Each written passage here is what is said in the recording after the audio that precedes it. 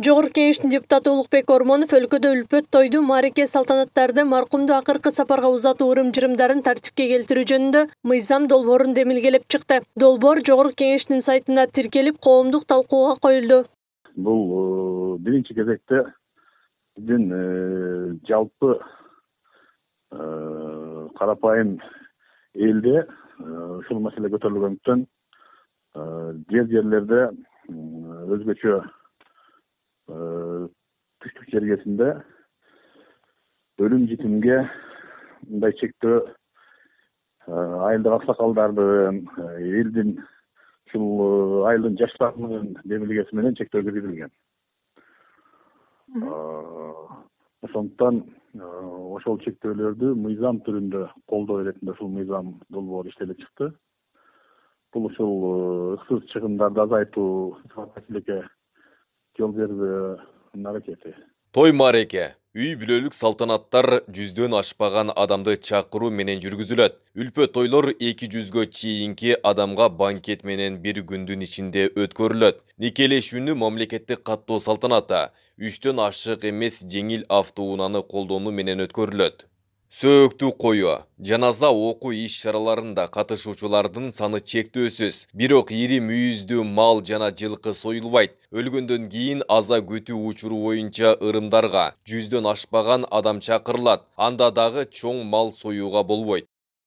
Зыяратчыларды узатуу жана тоосуу учурунда үй бүлө жакындар менен гана өткөрүлөт. Конок чакырып, жалпы иш-чараларды уюштурууга катуу тыюу салынат. Үлпөт той, маареке салтанаттарды, сөök коюу жана маркумдун элесине арналган иш-чараларды өткөрүү эс алуу күндөрү саат 8:00дон 23:00го чейин, ал эми жумушчу күндөрү саат 18:00дон 22:00го чейин жүргүзүлөт. Ыксыз чыгымдарды кыскартуу жарандардын гана эмес, өлкөнүн экономикалык абалын да жакшыртууга өбөлгө болот. Мындай пикирин экономист Азиза Карбекова билдирет. Бүгүнкү күндө мен ойлойм, азыркы сунушталган законопроект ишке ашып калса, бул кыргыз элине дагы, кыргыз мамлекетине дагы чоң жакшылыктарды алып келет. Себеп дегенде биздин экономикабыз оңолот, ар бир жаран туура колдонот өзүнүн акча каражаттарында. Айрым аймактарда болсо эл өзүнчө ысырапкорчулуктун алдын алуу багытында демилгелерди көтөрүп келет. Бирок кээ бир каада салттар толугу менен тыйылган эмес. Ысырапкорчулук куру намыс, атаандашуудан улам келип чыгууда деген сындуу пикирлер эл арасында айтылып келет. Ушуну түшүнүш керек. Мамлекет өкмөт эч качан бул токтобойт. Штраф салыш керек. 50 миңби 100 миң кылсын, кана кыл мамлекетке ток деп. Өлүм житим тойду да чектөө киргизиш керек.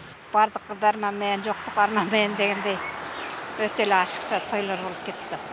Ошону кафеге өткөзбөй эле мурункудай эле үйгө кичине той кылып койсо болот. Кыйын абалда турганыбызда, тем более ошол той топурларды, өлүм житимдеги ашыкча чыгымдарды дээрлик кыскартыш керек да. Вообще бизге кереги жок.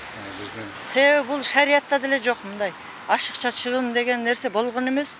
Мурда эми бул просто салт, традиция болуп калган да. Ушул салтты жоюш керек. Дин өкүлдөрү да буга чейин ысырапкорчулукка каршы бир топ иш-чараларды өткөрүп, ыксыз чыгымдын алдын алуу боюнча түшүндүрүү иштерин жүргүзүп келишкен. Каада салттарга байланыштуу айрым чыгымдарга шариятта дагы тыюу салынган. Дасторконду тизеден, белден кылып салып, калганын түйүп берип, анан кийин ал нерселер итке ыргытылып, малга берилип, бул дагы исраф. Кыскасы, исрафты шарият өтө каралайт. Аллах субхану таала айтып атат, жеп ичкиле, бирок исраф кылбагыла дейт. Ошон үчүн исрафтан сактанышыбыз керек. Эрежелерди бузгандар мыйзам долбоорунун 8-категориясына ылайык айыпка жыгылышат. Тагыраагы жеке тараптар 17.500 сом, юридикалык тараптар 55.000 сом төлөйт. Бул мыйзам долбоору 2 окуудан каралып, Жогорку Кеңештин депутаттарынан колдоо тапкан соң кабыл алынат. Аклай Карабаева, Замирбек Тойчубаев, Регион.